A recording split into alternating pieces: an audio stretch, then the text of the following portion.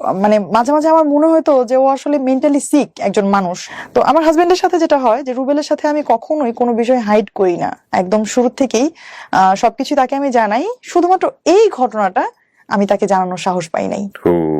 তো হঠাৎ করে একদিন আমি যে নতুন স্কুলে পড়ি সেই স্কুলে দেখি হচ্ছে আমাকে নিয়ে খুব কানাঘুষা চলছে এবং আমি এটা মানে বুঝতে পারতেছিলাম না যে কি হচ্ছে। সবচেয়ে ইম্পর্টেন্ট যে সময়টা, আমি যে ডিসিশনটা আমি একা একা তখন নিতে যাচ্ছিলাম, যেটা বাবা মায়ের নেয়ার কথা, ওই ডিসিশনটা তখন আমি আসলে ইমেচিওর ভাবেই আমি তখন নিয়ে ফেলি। একটা আমার বিষয় আমি হাইড করতে গিয়ে আমি তার চেয়ে অনেক বড় একটা বিষয়ের জন্ম দিয়ে ফেলতেছি।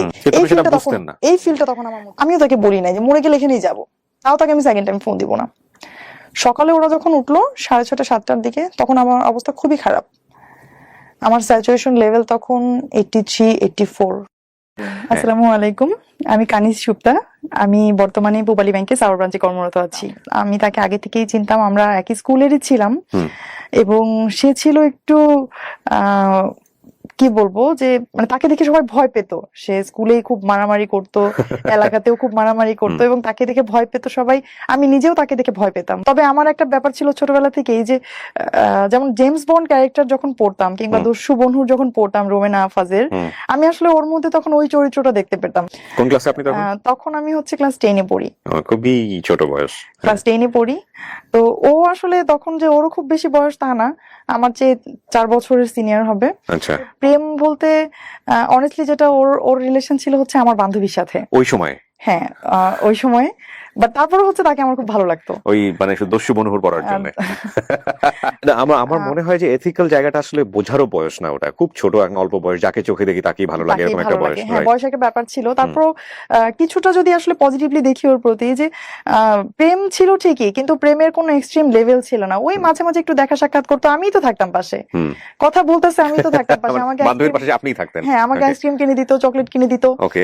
তো মানে আমার মাঝে মাঝে মনে হতো যে এই চকলেটটা তো আমি বায়াসড হয়ে পাচ্ছি বান্ধবীর মাধ্যমে, এটা তো কেন আমার ডিরেক্টলি আসছে না আমার কাছে? ডিরেক্টলি আসবে, এটা তো যখন আমি ভাবলাম বা শুনলাম ভালোই লাগতেছিল। তো তখন একটা ভালো লাগা আসলে তৈরি হয়ে যায়।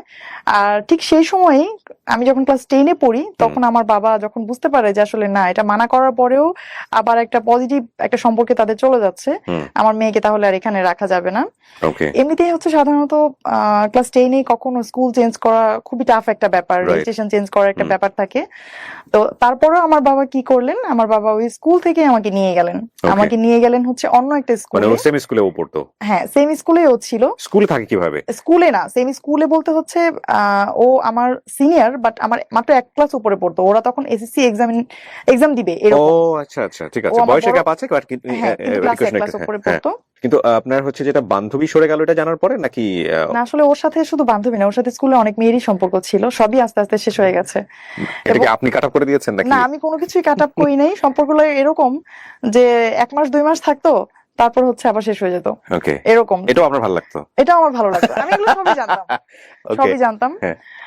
অন্য স্কুলে নিয়ে যাওয়ার পর এইটা ছিল হচ্ছে সত্যিকার অর্থে যে মনের ভেতর থেকে প্রেমের অনুভূতি, যেটা ডিস্টেন্স যখন তৈরি হয়ে গেল, আমি তাকে দেখছি না, তখন আমার মনে হচ্ছিল আমি তো এখন নাই। আমি স্কুলে থাকলে তো দেখতে পারতাম সে কার সাথে কথা বলছে, সে কার সাথে কি করছে, হ্যাঁ, আমি সবকিছুই দেখতে পারতাম। আমি কিন্তু আসলে তখনও তার সাথে আমার কোনো প্রপোজাল দিয়ে যে প্রেম, যেটা সেটা হয় নাই। ওই সাইড থেকে কি কোনো নকটক ছিল যে না তোমাকে আমার ভালো লাগে? ওর থেকেও ছিল না। তো এতদিন যেটা ঘটতেছিল, এতদিন হচ্ছে ফ্যামিলি চাচ্ছিল যে কোনো ভাবে সেটা বন্ধ হয়ে যায়, এবং তখন পর্যন্ত কিন্তু আমার মধ্যে কোনো অনুভূতি ছিল না। বাট ফ্যামিলি যখন এটা বাদ দিয়ে দিল চিন্তা করা, আমার মধ্যে আসলে এটা তখন থেকে কাজ করা শুরু করছিল। একটু খোঁজ খবর নিতাম, আমার বিভিন্ন ছেলে ফ্রেন্ড ক্লাসমেট যারা আছে, যারা ওইদিকে যেত, আগের স্কুলের স্টুডেন্টদের সাথে যাদের কম বেশি কথাবার্তা হয়, তাদের কাছ থেকে আমি খোঁজ নেওয়ার চেষ্টা করতাম। আমি শুনতাম যে সে নতুন হচ্ছে আমার বান্ধবীর পরেও হচ্ছে তার আরেকটা প্রেম হয়েছে এবং সে হচ্ছে ওই সম্পর্কের মধ্যে দিয়েই যাচ্ছে। এবং না, আমার আসলে আমার কোনো রকমই লাগতো না। সে তো প্রেম করবেই, সে তো প্রেম কুমার। হ্যাঁ, তখন বাই দ্য ওয়ে আমি একদিন একটা সুযোগ পাই যে আমার মামার মোটরসাইকেলটা নষ্ট হয়ে যায়। আমি যেদিন শুনি যে আমার মামার মোটরসাইকেলটা নষ্ট এবং আমাকে হচ্ছে হেঁটে যেতে হবে স্কুলে, এবং আমি আমার নানু বাসায় থাকতাম পরের স্কুলে পড়াকালীন সময়ে। তো আমি তখন কি করলাম, সকালবেলা আমি খুব দ্রুত একটা চিঠি লিখলাম, খুবই ছোট একটা চিঠি লিখলাম। চিঠি লিখলাম হচ্ছে ওর উদ্দেশ্যে। ওকে, একটা চিঠি লিখলাম। চিঠি তখন পর্যন্ত ও জানে না যে আপনি ওকে পছন্দ করেন? না, তখন Very পর্যন্ত ও interesting. জানতো না। তারপর? এটাই হচ্ছে সত্যিকার অর্থে প্রথম আমার দিক থেকে তার দিকে যাওয়া কোনো ভাইবস। ওকে, ফাইন। তারপর চিঠি লিখলেন? তো আমি তখন চিঠি লিখলাম। কি লিখেছিলেন মনে আছে? চিঠিটা আসলে হ্যাঁ মনে অবশ্যই আছে, কারণ জীবনে প্রথম আসলে এত আবেগ নিয়ে চিঠি। ওকে, আমি পুরো চিঠিটা বর্ণনা করব না, চিঠিটা পুরোটা বর্ণনা করলে হয়তো 5-6 লাইন, বেশি না, বাট হ্যাঁ। আমি জাস্ট থিমটা এরকম ছিল যে আমি তোমাকে অনেক ভালোবাসি। ওকে, আমি এটা কখনো বুঝতে পারি নাই, তুমি হয়তো প্রশ্ন করবা যে আমি না, আমি শুধু তুমি না, আপনি করে লিখছিলাম যে আপনি হয়তো প্রশ্ন করবেন যে আমি আপনাকে কেন স্কুলে থাকাকালীন সময় কেন কখনো বলি নাই। আসলে তখন আমার মধ্যে এই অনুভূতিটা তৈরি হয় নাই। ওকে, আর আমি জানি আপনি এখন ওই যে মেয়েটার কথা আমি শুনেছি, ওইটার নাম মেনশন করলাম, ওই মেয়েটার ওনার নাম মেনশন করে বললাম যে আমি এখন জানি আপনি ওই আপুর সাথে আপনার একটা অ্যাফেয়ার আছে। আপনি কোনো সমস্যা নাই, আমি জাস্ট আপনাকে জানাইলাম যে আমি আপনাকে ভালোবাসি। Very interesting. আপনার পরিচয় বললেন? হ্যাঁ, আমি শুধু নিচে নামটা, আমি আসলে আমাকে তো স্কুলে সবাই চিনতো। ও আচ্ছা, নামটা লিখলেন যাতে করে হ্যাঁ আমি দেখলে শুধু আমার বুঝে। নামটাই লিখলাম নিচে, সুপ্তা। আচ্ছা, তো বাই দ্য ওয়ে কি হলো, আমি যখন ওই গেট দিয়ে বের হচ্ছিলাম তখনই চিঠিটা আমার ডায়েরি থেকে পায়ের কাছে পড়ে গেছে, এবং ওখানেই বসে আমার মামা মোটরসাইকেল ঠিক করছিল। তো আমি খুবই ভয় পেয়ে গেছিলাম। চিঠিটা আবার আমি উঠালাম, উঠিয়ে আবার মামা জিজ্ঞেস করতেছে কি এটা। তখন আমি হুট করে কি বলবো, মামাকে বলতেছে মামা বুক লিস্ট, নতুন বই কিনতে হবে, বুক লিস্ট। যাক ব্রেন কাজ করেছে ওই সময়। হ্যাঁ, পরে মামা বললো ঠিক আছে, আমাকে এখন তো মোটরসাইকেল নষ্ট, আমাকে বিকেলে দিয়ে দিও, আমি বই নিয়ে আসবো, কি কি লাগবে। তো তারা আবার সবাই আমার পড়ার খুব যত্ন নিত। তো এই চিঠি দেওয়ার পরে আসলে আমি কেন যেন আমার খুব শান্তি লাগতেছিল। তো আমি এদিকে ব্যস্ত হয়ে গেলাম, এবং সে চিঠিটার কোনো রিপ্লাই যে পাবো আদৌ এমন কোনো ভরসা আমার ছিল না। তো হঠাৎ করে একদিন আমি যে নতুন স্কুলে পড়ি, সেই স্কুলে দেখি হচ্ছে আমাকে নিয়ে খুব কানাঘুষা চলছে, এবং আমি এটা মানে বুঝতে পারতেছিলাম না যে কি হচ্ছে। তখন আমি শুনলাম যে জয়মন্টপ থেকে একটা ছেলে আসছে, গাড়িতে করে আসছে, সাথে তার বন্ধু বান্ধব ছিল, এবং মানে এই স্কুলের হচ্ছে একজন টিচার। সেই টিচারকে সে আমার কথা জিজ্ঞেস করার পর টিচার প্রথমে তথ্য দিতে চায় না, এই জন্য সে টিচারকে খুব বকাবকি করছে এবং বাজে ভাষা ব্যবহার করছে। আমি যখন এটা শুনেছি, আমি তখন বুঝতে পারলাম যে এটা ও ছাড়া কেউ না, এবং তার এই কাণ্ড কারখানায় আমি মানে খুবই লজ্জিত ছিলাম। কারণ যে টিচারকে সে জিজ্ঞাসা করেছে, স্বাভাবিকভাবে একজন শিক্ষক কখনোই তার ক্লাস 10-এ পড়া একটা স্টুডেন্টের ব্যাপারে বাইরের কারো কাছে তথ্য দিবে না, সে যতই জিজ্ঞাসা করুক না কেন। তো আমি এই সময় হচ্ছে আমার ভালোবাসাটা একদম মানে ব্লার হয়ে গেল, কারণ যে মানুষটা এই ধরনের একটা কাজ করতে পারছে সে তো ভবিষ্যতে আরো খারাপ কিছু করতে পারে। ওর নামটা আমরা জানতে পারি? কোন সমস্যা নেই, নাম ধরে বলেন। ওর নামটা কি? হচ্ছে রুবেল। জায়েদ মাহমুদ রুবেল। সেই পরীক্ষার মধ্যেও হচ্ছে আমি খুব ভালো পড়াশোনা করছিলাম। তো মাঝখানে বাদ সাধলো হচ্ছে ওই যে যার কাছে আমি চিঠি পাঠাইলাম, উনি হচ্ছে আমার জন্য একটা উপহার নিয়ে আসলো। এটা হচ্ছে আমার পরীক্ষা চলছিল, তখন এসএসসি পরীক্ষা চলছিল, সে একটা উপহার নিয়ে আসলো। উপহারটা কেমন, সেটা ছিল একটা বই। তো আমার পরদিন সকালবেলা ছিল হচ্ছে সামাজিক বিজ্ঞান পরীক্ষা। আমি আগের দিন রাতে ট্রেজার আইল্যান্ড বইটার নাম ছিল, ট্রেজার আইল্যান্ড বইটা আমি শেষ করি। ওই বইয়ের মধ্যে কিছু লেখা ছিল না? না, কিছুই লেখা ছিল না। তখন শেষ পর্যন্ত আমি সাভারি cant public school and college, আমি সেখানে ভর্তি হই। এর মধ্যে যেটা হলো, রুবেলের একদিন হঠাৎ ফোন এলো। তো ফোন দেওয়ার পর থেকে এই এতদিন পর্যন্ত যে ওর প্রতি একটা বিরক্তি, ওর পরিচয় দেওয়ার পর থেকে হচ্ছে সবকিছু চলে যায় আবার। ঘন্টার পর ঘন্টা কখনোই কথা হয়নি আমাদের। ইভেন আমার মনে হয় যে সবচেয়ে বেশি আমাদের একবার কথা হয়েছিল 11 মিনিট। এছাড়া তো এই 11 মিনিট যেদিন কথা হয়, সেদিন হচ্ছে আমাদের বিয়ের প্ল্যান চলছিল। বিয়ের প্ল্যান বলতে হচ্ছে ও আমাকে প্রপোজ করছিল। তো আমি তার সাথে কথা বলছিলাম ভালোভাবেই, কিন্তু আমি তাকে এক কথাই বলতেছিলাম সবসময় যে মানে আমাদের এখন কোনোভাবে বিয়ে করা সম্ভব না, আমার একটা ক্যারিয়ার আছে, আমি সামনে মেডিকেলে ভর্তি হব, আমি আগে পড়াশোনাটা একটা ভালো একটা লেভেলে নিয়ে যাই, তুমিও কিছু একটা ক্যারিয়ারে করো, তো তারপরে আমরা বিয়ে করব। সে আবার হচ্ছে আমার সব কথা শুনতো, সে কখনোই আমাকে কোনো কিছু ফোর্স করার চেষ্টা করতো না। তো সে আমাকে সবসময় একটা কথাই বলতো যে সুপ্তা, এটা মনে হয় আল্লাহর একটা শাস্তি আমার জন্য হবে, যে আমি আসলে লাইফে এতগুলো মানুষকে মনে কষ্ট দিছি, হ্যাঁ, আর ফার্স্ট মনে হয় আল্লাহ তোমার থেকে আমার এত বড় কষ্ট দিবে। আমার সবসময় বোঝানোর চেষ্টা করতো যে সে আমার অনেক ভালোবাসে, বাট তার কথা আমি সবসময় সিলি ভাবেই নিতাম, কারণ এই কথা তো সে কতজনকেই বলে আসছে, তাদেরকে তো সে ছেড়ে আসছে। কলেজে আমার একটা দুর্বলতা ছিল ফিজিক্স নিয়ে।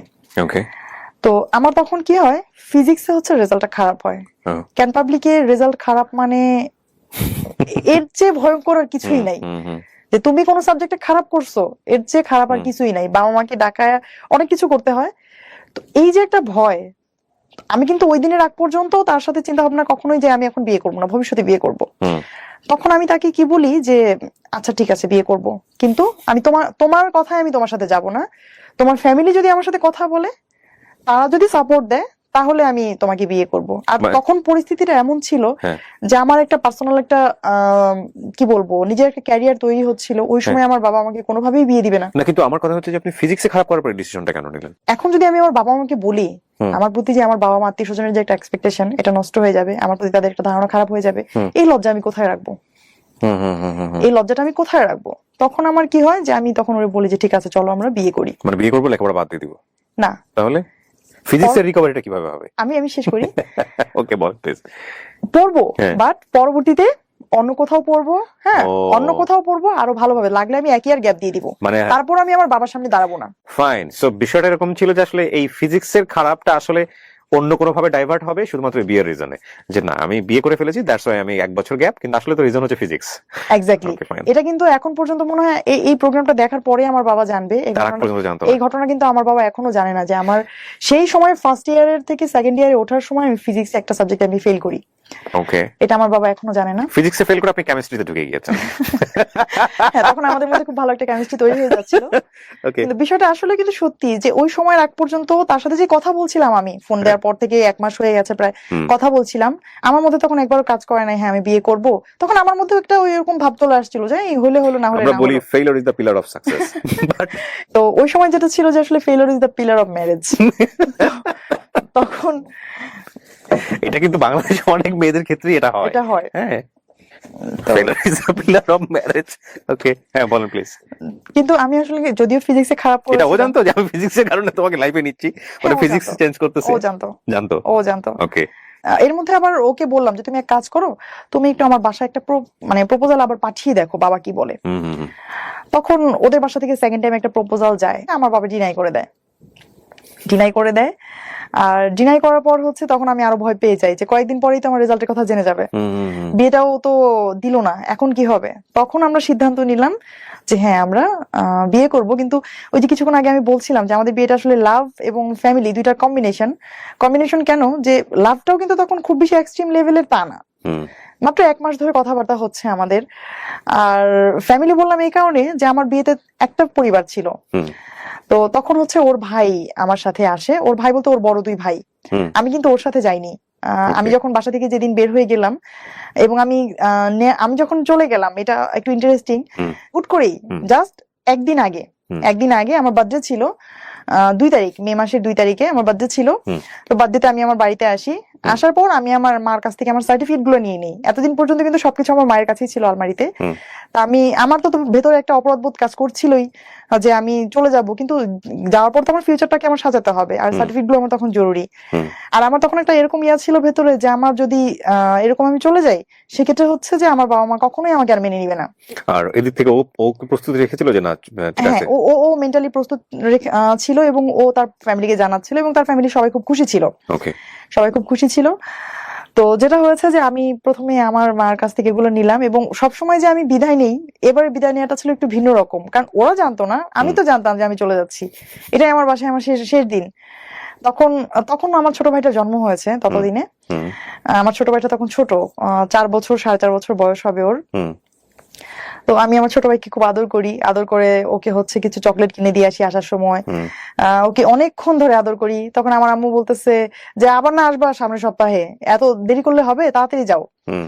আমাদের হচ্ছে সাভারে একটা জায়গায় আমার বাবা আমাকে থাকার অ্যারেঞ্জ করেছিল ও, একটা ওখানে ফ্ল্যাটে। থেকে আপনি পড়তেন? হ্যাঁ। আপনার ফ্যামিলি থাকতো মানিকগঞ্জে? আমার ফ্যামিলি মানিকগঞ্জে সিঙ্গারে থাকতো। Okay, তো আমি আবার প্রতি সপ্তাহে যেতাম সেখানে। আচ্ছা। ওই মাঝখানে 2-3 দিনে হচ্ছে এটা নিয়ে কথা হচ্ছিল যে কোথায় কি করব, এবং আমি সবসময় বলতেছিলাম যে দেখো আমি 1 কাপড়ে আসবো, হ্যাঁ তুমি কিছু করো না, আমি যদি কোনো কিছু এভাবে নিয়ে আসি বাসা থেকে তাহলে সবাই বলবে যে আমি আমার এই টাকা পয়সা দিয়ে বা আমার অর্নামেন্টস সেল করে তুমি হচ্ছে তোমার মতো করে চলতেছো। ও তখন বলছে হ্যাঁ ঠিক আছে, তোমার কিছু আনতে হবে না, শুধু তুমি আসো।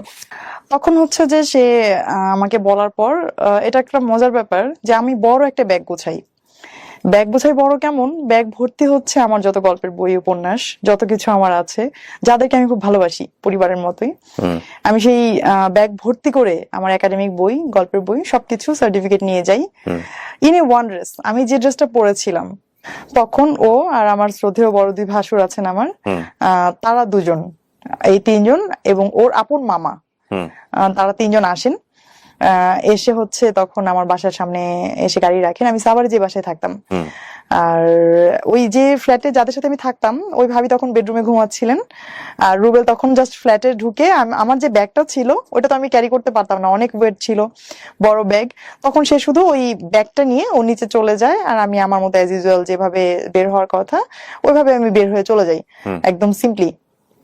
হাতে শুধু ফোনটা ছিল। তখন হচ্ছে গাড়িতে ওঠার পর ফোনটা আমি সুইচ অফ করে দিই। তো এই হচ্ছে আসলে কি বলবো, আমার লাইফের সবচেয়ে ইম্পর্টেন্ট যে সময়টা, আমি যে ডিসিশনটা আমি একা একা তখন নিতে যাচ্ছিলাম, যেটা বাবা মায়ের নেয়ার কথা, ওই ডিসিশনটা তখন আমি আসলে ইমেচিওর ভাবেই আমি তখন নিয়ে ফেলি। আমার পরীক্ষার রেজাল্ট খারাপ করব এটা বললে বাবা মা কষ্ট পাবে, এই যে ভয়টা, আসলে ওই ভয়টা থেকে তখন আমার বের হয়ে আসা উচিত ছিল। কারণ আমি যদি তখন বলতে পারতাম, হয়তো আমার বাবা একদিন যেতেন টিচারের সাথে কথা বলতেন, এর চেয়ে বেশি কিছু হতো না। হয়তো আমার লাইফের অ্যাটলিস্ট একটা বছর নষ্ট হইতো না। যে ডিসিশনটা আমি নিয়েছিলাম একটা বছর পরে আমি আবার নতুন কোনো ইয়েতে ভর্তি হব, সেখানে ভালো পড়াশোনা করব, এই ফিল্ডটা ঢাকে। বাট একটা ওই যে একটা কথা আছে না, যে জ্বলন্ত চুলা থেকে গরম তেলের মধ্যে লাফ দেয়া, বা গরম তেল থেকে জ্বলন্ত চুলায় লাফ দেয়া, এরকম একটা ব্যাপার ছিল যে আমি একটা আমার বিষয় আমি হাইড করতে গিয়ে আমি তার চেয়ে অনেক বড় একটা বিষয়ের জন্ম দিয়ে ফেলতেছি। এই ফিল্ডটা তখন আমার মধ্যে ছিল না। তো যেটা হলো যে অ্যাজ ইউজুয়াল আমাদের বিয়ে হয়ে গেল কোর্টে, আর তখন আমার বয়স ছিল মাত্র 14+। ইন্টারে পড়ছেন আপনি? 14+ হওয়ার কথা না তো? হ্যাঁ, 14+ বললাম এই কারণে যে আমি হচ্ছে যখন স্কুলে ভর্তি হই সেটা ছিল আমার অনলি 3 ইয়ার্স, ক্লাস 1 এ ভর্তি হই যখন আমি। ও, সার্টিফিকেটও কি আপনার 14+ই ছিল? হ্যাঁ, সার্টিফিকেট আমার 14+ ছিল। আমাকে দেখে কেউ বুঝতো না, কারণ ছোটবেলা থেকে আমি একটু ওভালকি ছিলাম, লম্বা ছিলাম, বুঝতো না। আর আমার ভাসুর আবার আরেকটা কাজ করেছিলেন, উনি একটা এভিডেভিট করেছিলেন আমার এইজের, যেটা হচ্ছে বয়স বাড়িয়ে, এবং 24 ছিল তখন এই যে সেটা ইয়াতে ওই এভিডেভিট অনুসারে। তখন আমাকে তখন খোঁজাখুঁজি চলছিল। আমি অলরেডি কিন্তু ওদের বাসায়, যে আমি কোর্ট থেকে অলরেডি বিয়ে করে চলে এসেছি, খোঁজাখুঁজি চলছিল, এবং আমি তো খুব ভয় পেয়ে গেছি। তারা আমার সাথে যতই যোগাযোগ করতে চেষ্টা করছিল, আমি কারোর সাথে কথা বলবো না, ফোনে আমি কারোর সাথে কথা বলবো না, যা কথা বলার তোমরা বলো। আমার হাজবেন্ডকে বলছিলাম যে যা কথা বলার তোমরা বলো, আমি কোনো কথা বলবো না। আমি কথা বললে তো আমাকে জিজ্ঞাসা করবে, যে এরকম কিছু করার আগে তো একবার বলতে পারতাম। তো তাদের সাথে হচ্ছে আমাদের ওই ঘটনার পর থেকে বাবা মার সাথে প্রায় 6 মান্থ আমার কোনো কথাবার্তা কোনো কিছুই হয় নাই, এবং আমার শ্বশুরবাড়িতেই হচ্ছে আমি ধীরে ধীরে অ্যাডজাস্টমেন্টে চলে যাই। আচ্ছা। এবং এরপর ফার্স্ট অবস্ট্রাগলটা যেখানে আসে, যাদেরকে আমি ডিপেন্ড করে আমি ওই বাড়িতে যাই, আমার ভাসুরা যারা আছেন তারা হ্যাপি যে ছোট ভাই বিয়ে করেছে, বউ পেয়েছি, এই পর্যন্তই তাদের দায়িত্ব। বাট আমার ফিউচার, আমার ক্যারিয়ার তৈরি কিন্তু তাদের দায়িত্বের মধ্যে পড়ে না। স্বাভাবিকভাবেই তারা কোনো কিছু না করলেও তাদেরকে ফোর্স করতে পারবো না। এদিকে তখন রুবেলও তো হচ্ছে কোনো আয় করতো না, স্বাভাবিকভাবেই একটা তখন দেখা যাচ্ছে খুব ছোট যদি কোনো নিডও হতো, যে 50 টাকা 100 টাকা নিডের কথা হলেও হচ্ছে কাউকে না কাউকে বলতে হতো যে এই জিনিসটা আমার লাগবে। তো এই জিনিসটা খুব আমার ভেতরে কাজ করতো, যে আমার নিজেকে খুব ছোট মনে হতো, যে কারণ এইরকম সিচুয়েশনে তো কখনো পড়ি নাই। ফার্স্ট টাইম ইউ রিয়ালাইজ না, রিয়েল লাইফটা রিয়ালাইজ করতেছেন। তখন হচ্ছে প্রথম আমার মনে হলো যে না, আসলে তো এটা খুব জরুরি ছিল যে একটা কিছু করে একটা ফিনান্সিয়াল সাপোর্ট তৈরি করে বিয়েটা করা। ফার্স্ট ধাক্কাটা আসে হচ্ছে আমার পড়াশোনা নতুন করে শুরু করায়, কলেজ চেঞ্জ। যে আমাকে তো ওই কলেজে তো আমি আসলে নতুন করে পড়ার কোনো সুযোগ ছিল না, কারণ আপনি তো জানেন ক্যান পাবলিকে হচ্ছে ম্যারিড হলে হচ্ছে খুব টাফ। আর আমি যেহেতু আনম্যারিড অবস্থায় ভর্তি হয়েছিলাম, তারপর আমি পড়াশোনা করতে পারতাম হাইড করে, যদি হচ্ছে আমার ওই ফিলটা না আসতো। এখন তো হচ্ছে আমার হাজবেন্ডকে আমি শো করতে পারবো না আমি যদি আনম্যারিড হয়ে ওখানে পড়াশোনা করতে যাই, আর বাবা মার সাথে তো কোনো সম্পর্কই নাই, সুতরাং আমি তো ক্যান পাবলিকে পড়তে পারবো না। তখন এনিহাউ আমি নতুন একটা কলেজে ভর্তির সিদ্ধান্ত নেই। সিদ্ধান্ত নেওয়ার পর তখন কলেজে ভর্তিতে আসলে খুব বেশি টাকা লাগতো না, বর্তমান সময়ের পরিপ্রেক্ষিতে খুব বেশি টাকা লাগতো না। বাট ওই টাকাটাই তখন ওই মুহূর্তে আমার জন্য খুব টাফ হয়ে গিয়েছিল, যে টাকাটা আমাকে কে দিবে। তখন হচ্ছে আমার ভাসুরদেরকে হচ্ছে আমার হাজবেন্ড বোঝায় যে ঠিক আছে, অ্যাটলিস্ট ওকে ইন্টারমিডিয়েট পর্যন্ত পড়াও, ইন্টারমিডিয়েটটা পাস করুক, তারপরে দরকার হলে ও একটা প্রাইমারিতে ঢুকে যাবে বা কোথাও ঢুকে যাবে। তো তখন পর্যন্ত আমার ভাসুররা ওই হ্যাঁ নার মধ্যেই ছিল, যে পড়বে কি পড়বে না। আসলে গ্রামে একান্নবর্তী পরিবার, তারা চায় একটা বউ, তারা তো কলেজের ছাত্রী চায় না। এটা খুব স্বাভাবিক যে তাদের দরকার বউ, তো বউ পড়াশোনা করবে, এটা আসলে তাদের জন্য খুব অনেক দূরের চিন্তা। আর এটা আমাদের গ্রামে কখনো হয় না যে একটা বাড়ির বউ পড়াশোনা করে, কারণ মেয়েরাই পড়াশোনা করে না কেউ ভালোভাবে ওই সময়ে। এই জায়গাটা থেকে হচ্ছে আমার আশেপাশে পরিচিত যারা ছিল, এক কথাই আমি যাদের কাছে মধ্যমণি হয়েছিলাম একটা সময়, আত্মীয় স্বজন পাড়া প্রতিবেশী সবাই হচ্ছে তখন আমার হাজবেন্ড সম্পর্কে কিছু ব্যাড কমেন্টস করতো হচ্ছে যে ওদের সম্পর্কটা থাকবে না এবং ওই ছেলের সাথে কোনোভাবেই ও অ্যাডজাস্ট করতে পারবে না এবং তার ক্যারিয়ারটা শেষ হয়ে গেল, এই ধরনের বিভিন্ন কথাবার্তা বলতো, যেটা হচ্ছে ওকে খুব কষ্ট দিত। বাট আমার অভিজ্ঞতাটা তখন ধীরে ধীরে চেঞ্জ হচ্ছিল। এইরকম যে প্রেমিক হিসেবে সে যতটুকু খারাপ, একজন হাজবেন্ড হিসেবে সে তার চেয়ে শতগুণ ভালো। এটা আপনার মনে ফিলিং, এবং আমার আস্তে আস্তে তখন ফিলিংটা আমার এরকম হচ্ছিল, এটা ও প্রুফ করার চেষ্টা করছিল। একদম ইনস্ট্যান্ট। আমাদের বিয়ের দিন থেকে আমি যেটা দেখেছি, সে হচ্ছে টোটালি চেঞ্জ একজন মানুষ। আমি আগে যাকে চিনতাম এই রুবেল সেই রুবেল না। যে আমার শ্বশুরবাড়িতে হচ্ছে অনেক বড় উঠান ছিল এবং তখন পর্যন্ত কোনো কাজের লোক ছিল না, আর ওই কাজগুলো হচ্ছে বাড়িতেই যারা ফ্যামিলি মেম্বার তাদেরকেই করতে হতো। তো এটা হচ্ছে আমার বাড়িতে প্রায় 24 জন ফ্যামিলি মেম্বার ছিল ওই সময় আমার শ্বশুর বাড়িতে, এবং এদের যে রান্না বাড়ার একটা ব্যাপার, এদের খাবারের পর হচ্ছে থালাবাটি ধোয়ার একটা ব্যাপার, এগুলো কিন্তু অনেক বড় প্রেশারের একটা বিষয় এবং এগুলো সব নিজেরাই করতে হতো। ওই সময় কিছুদিন কাজের লোক ছিল না। তো যেটা হয়েছে যে এগুলো করতে গেলে তো স্বাভাবিকভাবে আমার পড়াশোনা হবে না। তখন কি ও পড়াশোনা মোটামুটি কি বন্ধ করে দিয়েছে? একদম ও পড়াশোনা বন্ধ করে দিয়েছে। ইন্টার থাকতেই মোটামুটি ড্রপ করে ফেললো নাকি? না, এসএসসি পরেই ও আর পড়াশোনা করতে পারেনি আমার জন্যই। তাহলে চিন্তা করে দেখেন, এখানে একটা ভয়ঙ্কর রকমের ডাইমেনশন আছে। সেটা হলো যে সে এসএসসির পরে পড়েনি, এরকম একটা সময় সে বিয়ে করেছে। এই বাসাতে পড়াশোনার কালচারটা মেয়েদের ক্ষেত্রে সাধারণত বাংলাদেশের সামাজিকতা যেরকম হয় গ্রাম বাংলাতে ওরকমই, যে বাড়ির বউ এত পড়াশোনা করে কি করবে। আবার এখানে আরেকটা কমপ্লেক্সিটি গ্রো করার একটা ব্যাপার আছে, সেটা হচ্ছে হাজবেন্ড এসএসসি পড়ার পড়াশোনা করছে না, মেয়ে তখন ইন্টারমিডিয়েটে পড়ছে এবং তাকে আবার ইকোনমিকের একটা ব্যাপার স্যাপার আছে যে সে যে সায়েন্সে পড়তো, সে সায়েন্সের সাবজেক্টগুলো প্রাইভেট পড়াতে পারবে না। সো পড়াশোনা বন্ধ হয়ে যাওয়ার জন্য যতগুলো রাস্তা ওপেন থাকার দরকার এখানে সবকিছু ওপেন আছে, কিন্তু ঘটনা কি ঘটেছে সেটা খুব ইন্টারেস্টিং। এবং আপনারা কিছুটা বুঝতেই পারছেন, কারণ উনি এখন পূবালী ব্যাংকে আছে, তার মানে উনি নিশ্চয়ই পড়াশোনা করেছে। গল্প আমাদের শেখানো না, গল্প আরো অন্য জায়গাতে, একটু মনোযোগ দিয়ে শুনতে হবে। বলেন প্লিজ। এবং বিয়ের পরে যে ফিনান্সিয়ালি ক্রাইসিসটা চলে আসে, তখন এমন একটা পর্যায়ে চলে আসে যে হয় হচ্ছে ওর এসএসসি পরীক্ষার এক্সামগুলোতে অ্যাটেন্ড করার জন্য টাকা জমা দিতে হবে, অথবা আমার কলেজে ভর্তি হতে হবে। সে বলে যে দেখো আমি তো ভালো স্টুডেন্ট না বেশি, আমি হয়তো পড়াশোনা করবো কোনো রকম, আমার পড়াশোনাটা চলতে থাকবে, বাট তুমি তো ভালো স্টুডেন্ট, তুমি তোমার পড়াশোনাটা চালায় যাও। তখন সে আমার জন্য এই স্যাক্রিফাইসটা করে যে সে পড়াশোনা না করে সে আমার জন্য পড়াশোনার একটা অপরচুনিটি তৈরি করে দেয়। অথচ সে কিন্তু এটা বলতে পারতো, বা আমিও তাকে বলেছিলাম যে একটা কাজ করো, যে তুমি এসএসসিটা করো, আমি দরকার হয় একটা বছর আমি ওয়েস্ট করি, একসাথে আমরা কলেজে ভর্তি হব, ততদিন একটা ফিনান্সিয়ালি একটা সাপোর্ট আসতে পারে, এরকম প্রপোজ আমি তাকে করেছিলাম। বাট সে আমাকে বলছে না, আমি চাই না তোমার লাইফের সময় নষ্ট হোক, সে আমাকে এরকম বলতো। তো আমার হাজবেন্ড যেটা করতো, আমার যাতে কোনো ঝামেলা না হয় এবং আমাকে যেন কেউ পড়াশোনার জন্য বলতে না পারে যে ও কলেজে গেছে, এজন্য হচ্ছে আমরা বাড়িতে এই কাজটা হয় নাই। ও কি করতো, অন্ধকার থাকতে ফজরের আজানের আগে যখন কেউ উঠতো না, তখন উঠে সে হচ্ছে ওই উঠানটা ঝাড়ু দিত, পুরো উঠানটা।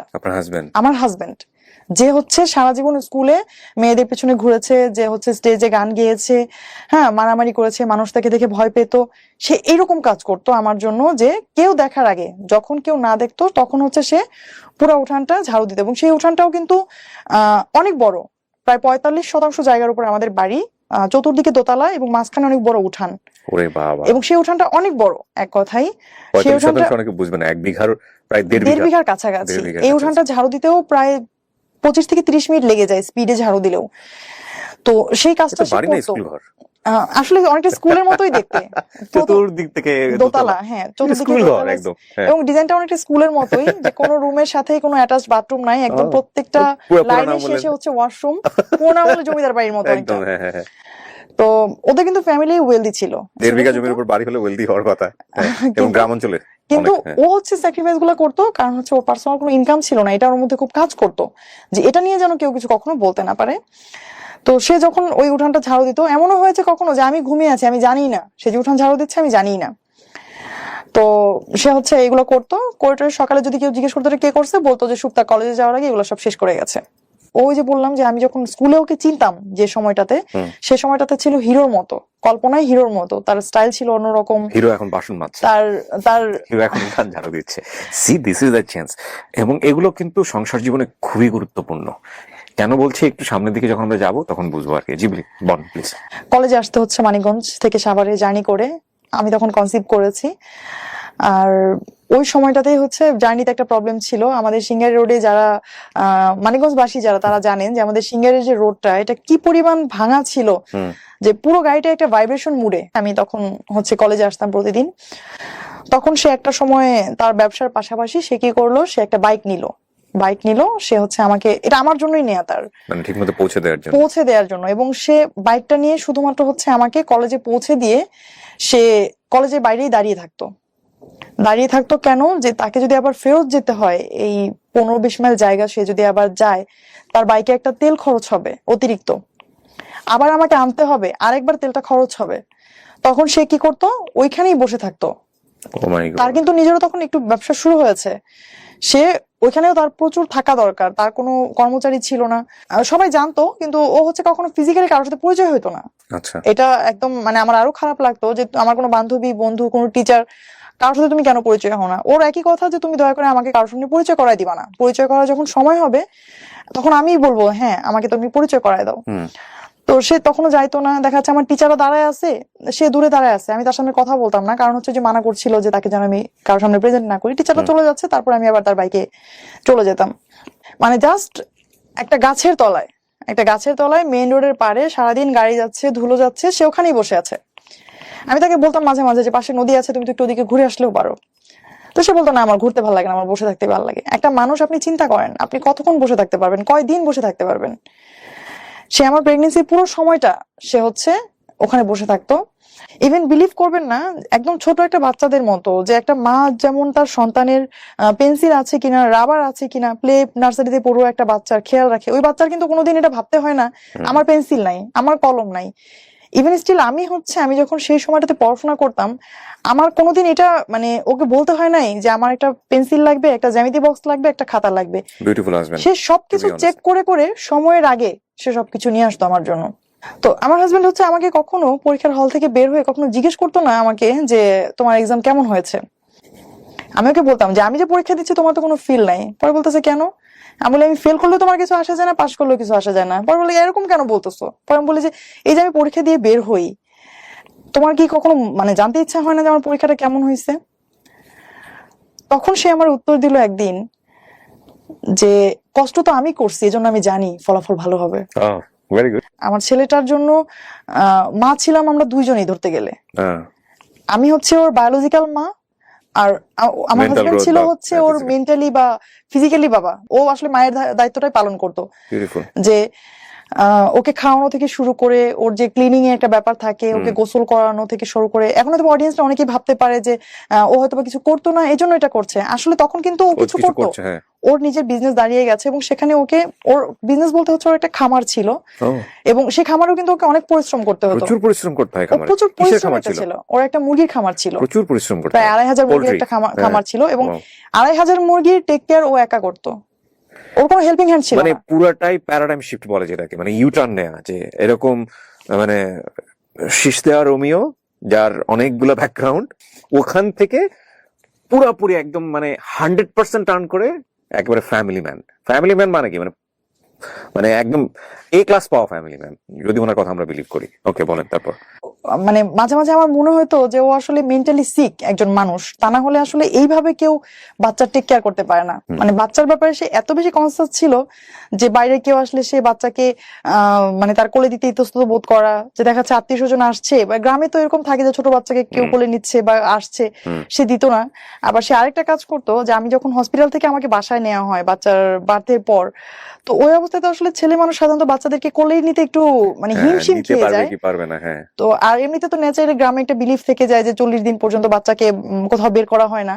আর সে যেটা করতো, ওই হসপিটাল থেকে আনার 2-1 দিন পরে, অর্থাৎ আমার বাচ্চার বয়স যখন 7 থেকে 8 দিন, তখন সে আমার বাচ্চাকে নিয়ে ঘুরতে যেত বাইরে।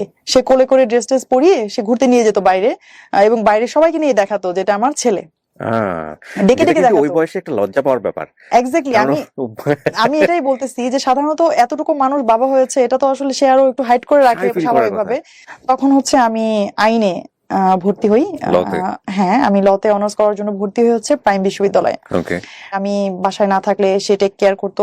আবার বেশিরভাগ সময় হচ্ছে আমার বাচ্চাটাকে যেটা করতাম অনার্সে পড়াকালীন সময়ে, যে আমার বাবার বাড়িতে তখন একটু একটু সম্পর্ক ভালো হয়েছে তাদের সাথে, যে তাদের কাছে আমার বাচ্চাটাকে আমি দিয়ে আসতাম সকালবেলা আমার ইউনিভার্সিটিতে যাওয়ার পথেই।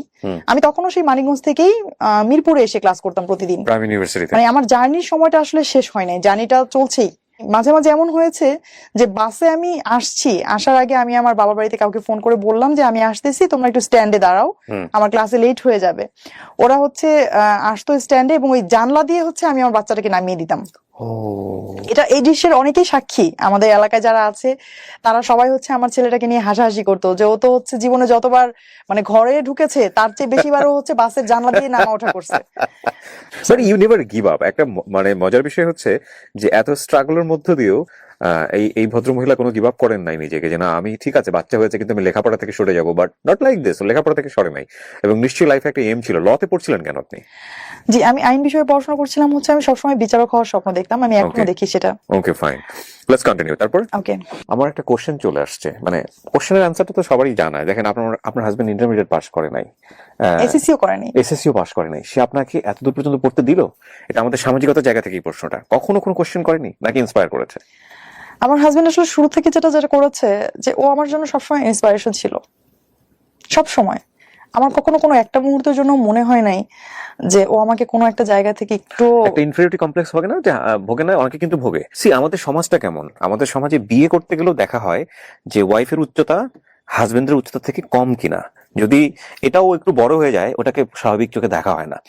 এবং এটা শুধু গেল চোখের দেখা।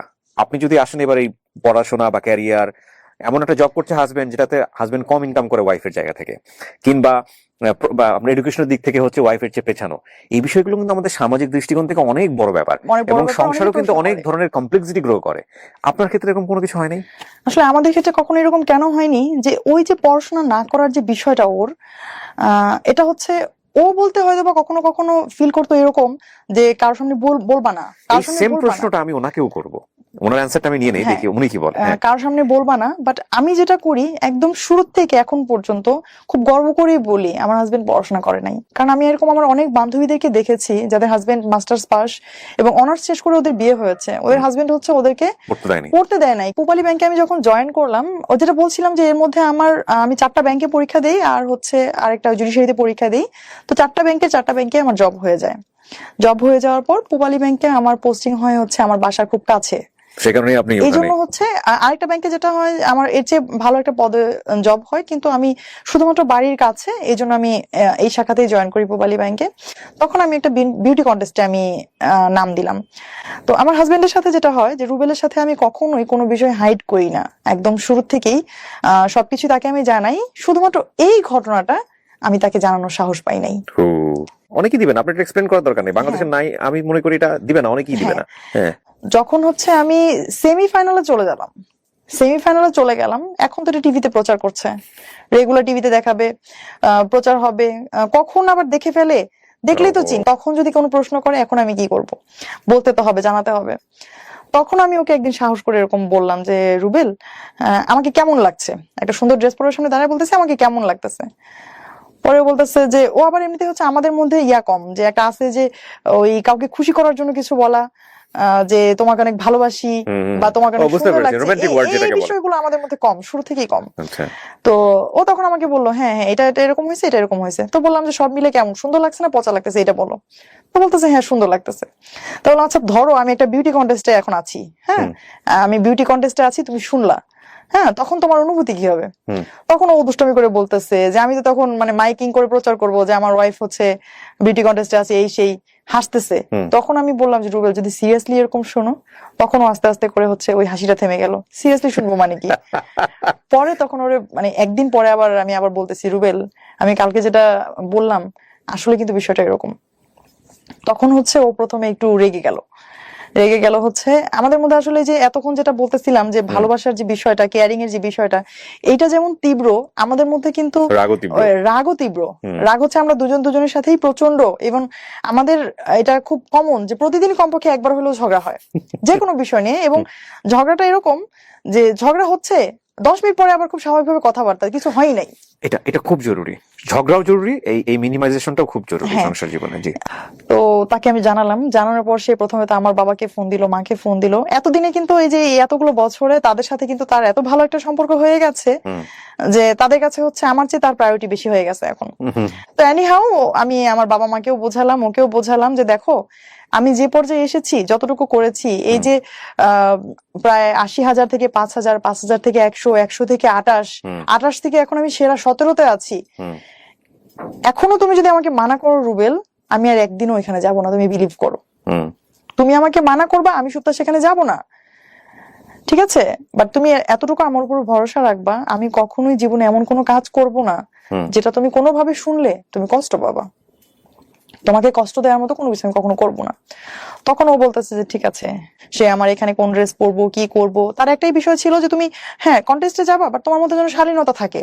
আর শেষ পর্যন্ত আল্লাহর রহমতে আমি এখানে সেকেন্ড রানার আপ নির্বাচিত হই। ওকে, কি ছিল কন্টেস্টটা? এটা ছিল হচ্ছে মিসেস মিলেনিয়াম ইউনিভার্স 2020। কারা করেছিল এটা? এটা করেছিল হচ্ছে মিডিয়া পার্টনার ছিল এটিএন বাংলা। আচ্ছা। আর মালয়েশিয়া বাংলাতে দেখিয়েছে? হ্যাঁ, এটিএন বাংলাতে দেখিয়েছে। কত সালে এটা? এই যে রিসেন্টলি হলো না? রিসেন্টলি ফেব্রুয়ারিতে হয়েছে 2020-এ। ও, সো আপনাকে তো অনেকে চিনবে তাহলে। তো আমি এই ধরনের অনুষ্ঠান তেমন একটা দেখি না, যে কারণে আমি আসলে রিকগনাইজ করতে পারছি না। না, আমাদের আবার এখানে একটা ব্যাপার হয়েছে যে আমাদের প্রোগ্রামের পরে এটার প্রচারণা কম হয়েছে, কারণ করোনার কারণে সবকিছু ওই ফেব্রুয়ারির পর থেকেই তো সারা বিশ্বেই একটু ইয়া হয়ে গেছে। এই জন্য হচ্ছে আমাদের এই অনুষ্ঠানটা পরবর্তীতে আর মানুষের সামনে তেমন ভাবে প্রেজেন্ট করা হয়নি। আমি কিছু টিভি উপস্থাপনার সাথেও জড়িত। আমি কিছু আইন বিষয়ক প্রোগ্রাম আমি উপস্থাপনা করি, এটিএন বাংলাতেও আছি। তো দর্শকরা হয়তো অনেকে আমাকে দেখেছেন। তো আমি সবসময় একটা জিনিস খেয়াল রাখি যে আমার ক্যামেরার সামনে আমি বসে আছি, ক্যামেরার পেছন থেকে আমাকে যারা দেখছেন ওইখানে কিন্তু শুধুমাত্র আমার দর্শক নাই, ওইখানে আমার বাবা বসে আছে, আমার হাজবেন্ড বসে আছে। এই চিন্তাটা আমার মাথায় থাকে সবসময়। তো এই ছিল হচ্ছে আমাদের সত্যিকার অর্থে এতদিন পর্যন্ত it's a huge support man. আমি চিন্তা করতে পারি না যে একটা মানুষ যে লেখাপড়া বেশি দূর যেতে পারেনি, সে তার ওয়াইফকে এত বড় সাপোর্ট দিয়ে গেছে, এবং সবচেয়ে এক্সট্রিম লেভেল। বাংলাদেশ উনি যেটা বলছিল যে মিডিয়া সম্পর্কে সাধারণ মানুষের যে conception, that is absolutely true. কেউ এরকম একটা কমপ্লেক্স সিচুয়েশন আছে মিডিয়া সম্পর্কে, একটা অবজারভেশন, সেখান পর্যন্ত এই ভদ্রলোক সাপোর্ট দিয়ে গেছে যে ঠিক আছে আমার ওয়াইফ সেখানেও কাজ করবে। Wow, I must salute you sir, first of all.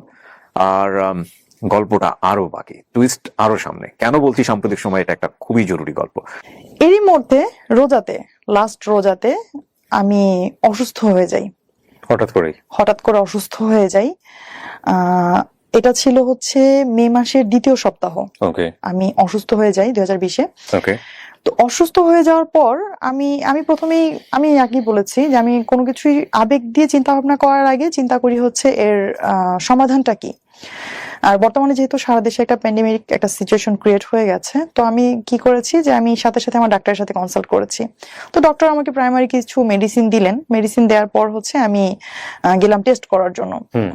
যখন ওই মেডিসিনও কাজ হচ্ছিল না, টেস্ট করার জন্য, তখন আমার যেটা হয়েছে যে আমার তখন ঠান্ডা, সর্দি, যেটা গলা ব্যথা, সিম্পটম থাকা, মাথা ব্যথা, জ্বর, সবকিছুই ছিল এক কথাই। মানে এগুলো কি এমন কোনো কিছু টের পাচ্ছিলেন যেগুলো সাধারণত আগে হয় নাই? গলা ব্যথাটা অনেক বেশি লাগতেছে বা এরকম কোনো কিছু? আমার আবার একটা ব্যাপার হচ্ছে আমার আগে থেকেই রাতে জ্বর আসার একটা প্রবণতা আছে। আচ্ছা।